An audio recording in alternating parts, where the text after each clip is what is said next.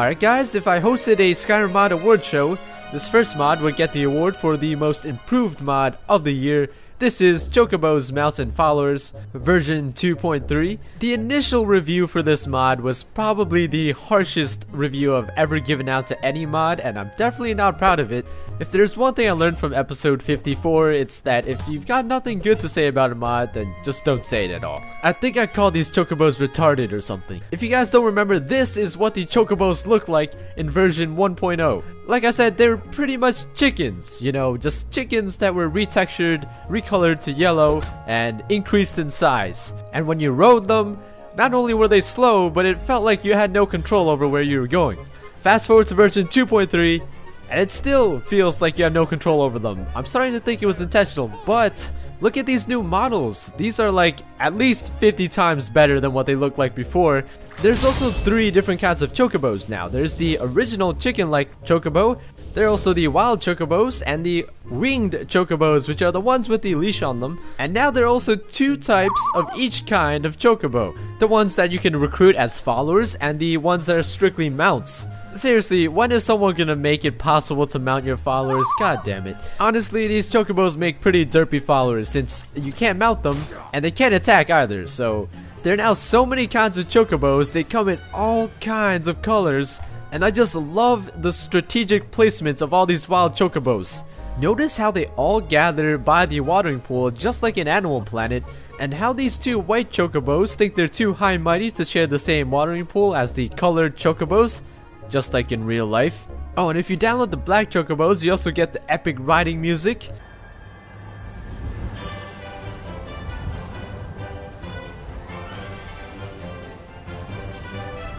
You can now buy spell tomes and summon your own Chocobos, including the alpha of all Chocobos, the winged spectral Chocobo. Oh, and check this out, mother and father Chocobos with their baby Chocobos.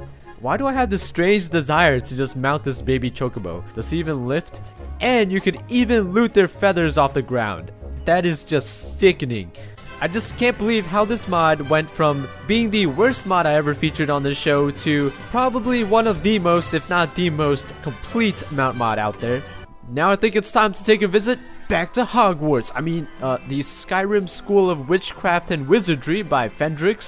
This has got to be one of the most lulziest mods I've ever played, but I think these spells are still the same. They're still overpowered, very serious, and awesome. But I do think that the campus has changed, definitely for sure. When the mod first came out, I'm pretty sure everyone, including me, thought the campus was the shit. And now I look back at version 1 in my initial review and I'm like, wow, that place looks pathetic. Can you even call that a campus?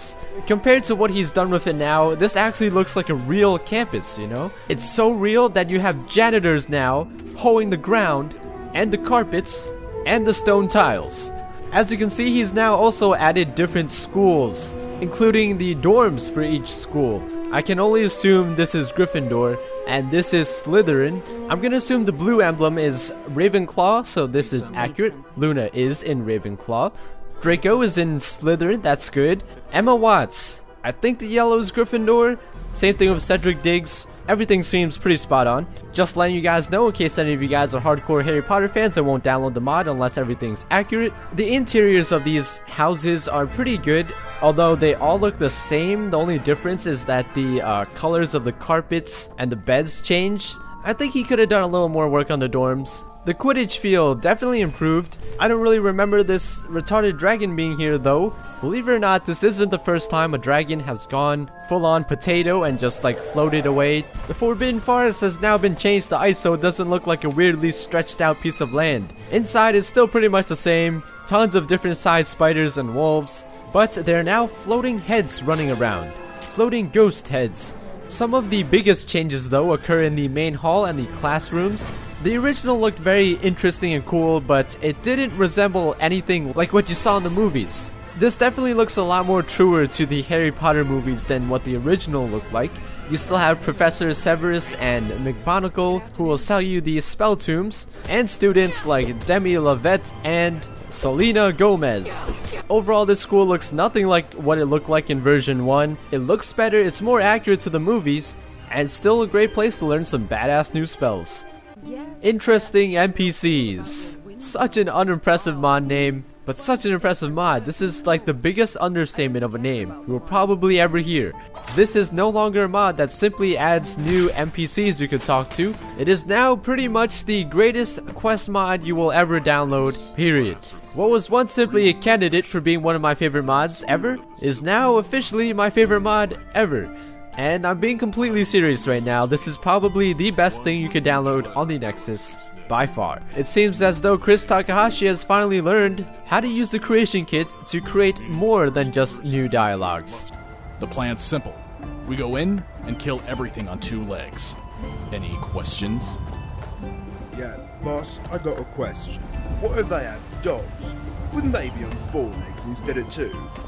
I'm confused as well. You say kill everything on 2 legs, but don't that include us?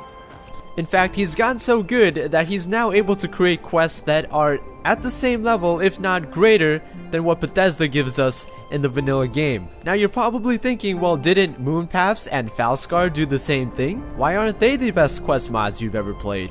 Although both mods had quests of high quality, none of them could actually compare to Chris's insanely well written dialogue that really gives his character personality, which in turn creates a quest with a lot of substance.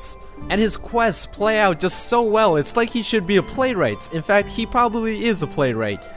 You, in the chair, don't get up. I swear on the gods, I will push you over if you do. Oh no, you're getting up, aren't you?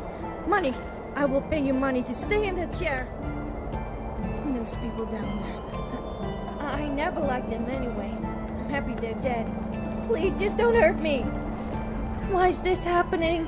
All I ever wanted was to learn a little magic, maybe smite a few enemies. Like, even though this chick Misha is up to something obviously illegal and unethical, you still somehow like her because of what she says. You know, she makes you smile through her lines. Well, that's because he's channeling his rage. Just look at him. He's a killer. Oh gods, it's true. He's completely useless. Even though she was plotting to harvest the organs of a seemingly innocent family in order to turn herself into a Hagraven for power, she was still the most likable NPC I've ever met in Skyrim. Oh gods, no! I can't stomach all the blood. The mod gives you an astounding amount of choices in dialogue that can drive the quest in either direction. Like when you first meet her, you could have killed her, you could have enlisted her as a follower, or you could have done the quest, which in the end will, well, you'll see about that later. There's something incredibly off about the family Misha wants her organs from. They're welcoming, they're incredibly kind, you're given the option to poison them, but come on, how could you kill them after this? When you're feeling blue, the color's true. When you're feeling high, use shades of night. What would I ever do without my Rennie? After having dinner and a conversation, so you decide not to, and then this happens. Yay! It's really impressive. I keep it on the table over there next to Rengir's skull. Oh, one day, he came home too late. And it was his body hanging out by the railing instead. Well, kinda wish I knew that sooner. But it's too late, so you have to get the ingredients elsewhere, and then you go back to Misha, and then she does the ritual. This woman had huge speed. And do you know what they say about women with huge speed? Huge socks, huge shoes, a huge badge. From witch to hag, be born anew. So now you kind of feel bad, you know, you didn't kill the batshit insane family, and you're kind of the reason why she died. It was pretty much assisted suicide. And then you're like, holy fuck, that was an amazing quest. This mod is just so good. Please, Bethesda, hire this guy for the next Elder Scrolls. Put him in charge of doing the quests and the dialogue. Because seriously, his characters are way better than what you put in the game. Do you get to the Cloud District very often? Oh, what am I saying? Of course you don't.